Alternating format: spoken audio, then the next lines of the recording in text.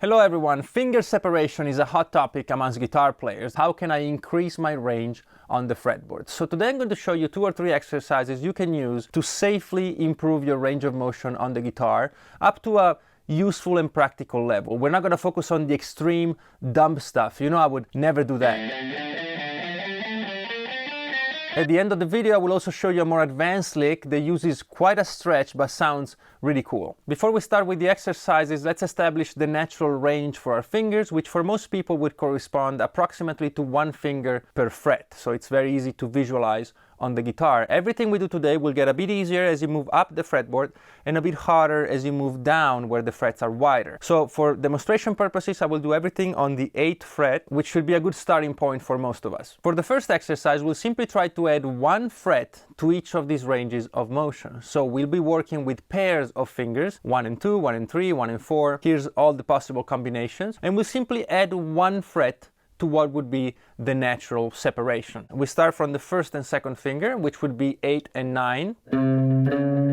But instead of doing that, we'll play 8 and 10. Like that. And then we'll work our way down.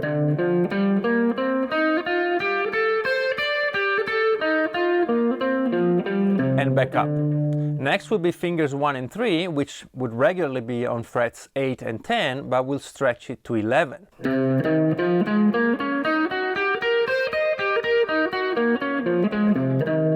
And then the 1st and 4th finger will be 8 and 12. Just like that. And then we'll do 2 and 3.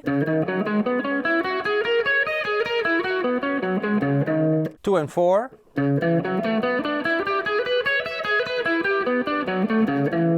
And 3 and 4.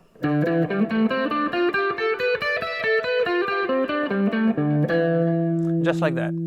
Exercise number 2 is basically the same thing, but now with 3 fingers. So pick any 3 fingers you like. Let's do 1 to 4 for this example, which would be 8, 9, and 11 without any stretches, and then separate 1 finger. For example, we'll do between the 1 and the 2. So we'll gain an extra fret and play like this. Like that. We could also, instead of separating between the 1 and 2, separate the 4. Like that. Or we could separate both of them.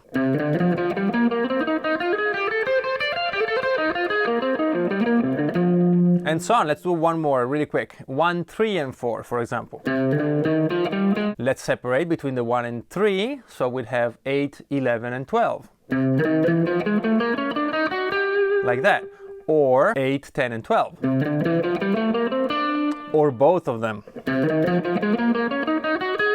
Like that. So you see where this is going, applied to any combination of 3 fingers. And as you might have guessed, exercise number 3 will require you to play combinations of 4 fingers. Now, if you want to hear all about combinations of 4 fingers, this video here is for you. You might want to check it out at the end of this video, but basically there's 24 possible permutations of the 4 fingers. I'm going to demonstrate this with the easiest one of all, which is 1, 2, 3, and 4. So if I'm playing this sequence, I might again separate between the 1st and 2nd finger, or between the 2nd and 3rd, or between the 3rd and 4th. I could also separate 2 fingers, like between 1 and 2 and 2 and 3, like this. Or all fingers,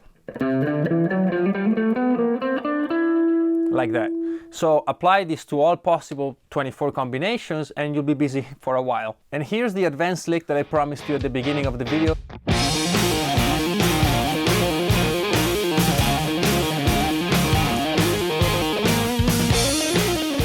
If it sounds somewhat familiar, it's because it's based on the most common scale of all, the minor pentatonic scale. But instead of playing like this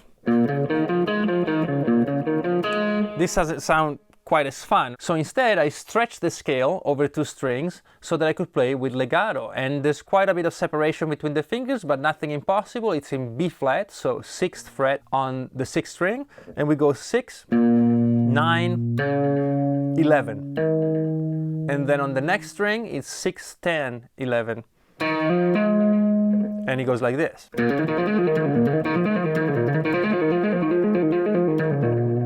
And with distortion, you might find it actually a bit easier. And there you have it. Quite the workout, I know, but very useful if you're trying to increase the range of motion and your finger separation on the guitar. I hope that you enjoyed this video. If you did, maybe give it a like. If you haven't joined us yet, I would really appreciate it if you would consider subscribing. And you know how much I love reading and responding to your comments, so please keep them coming below. Thank you very much as always for being there and for your support, and I'll see you very soon with a new video.